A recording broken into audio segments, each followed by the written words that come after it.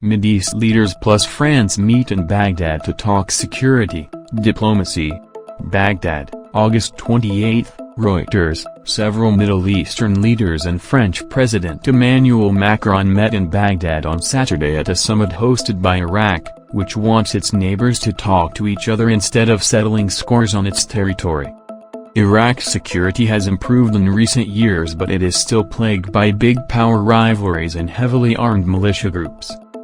Competition for influence in the Middle East between Iran on one side and the United States, Israel and Gulf Arab states on the other has made Iraq the scenes of attacks against U.S. forces and assassinations of Iranian and Iraqi paramilitary leaders.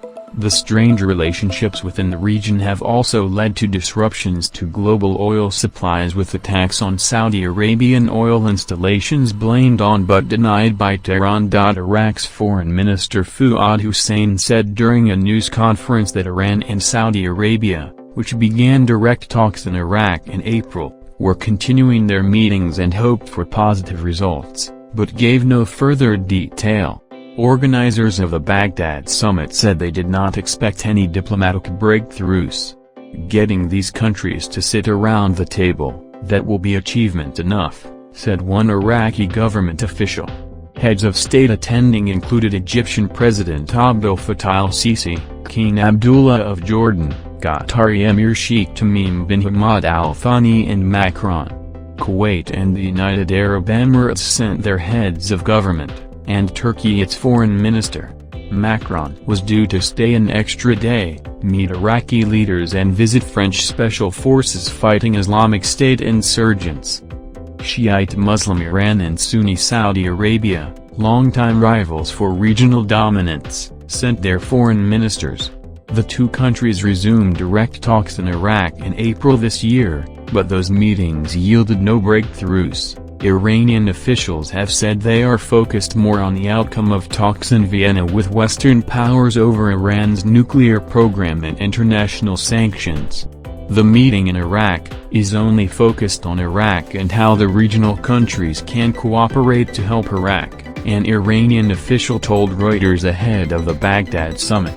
The U.S.-Iran rivalry brought the Middle East to the brink of war after the United States under former U.S. President Donald Trump killed Iran's military mastermind Qasem Soleimani in a drone strike at Baghdad airport in 2020.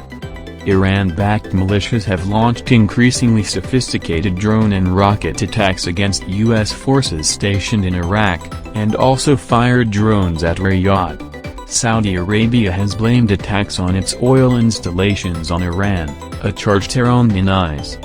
The U.S. military drawdown in Iraq and the new nuclear talks with Iran instigated by President Joe Biden's administration have prompted Riyadh to favor engagement with Iran as a way to contain tensions without abandoning its security concerns. Ahead of the summit, UAE Vice President Sheikh Mohammed bin Rashid Al Maktoum met Qatar's Al Thani and described him as a brother and friend and a sign of warming ties between the Gulf rivals. Read more.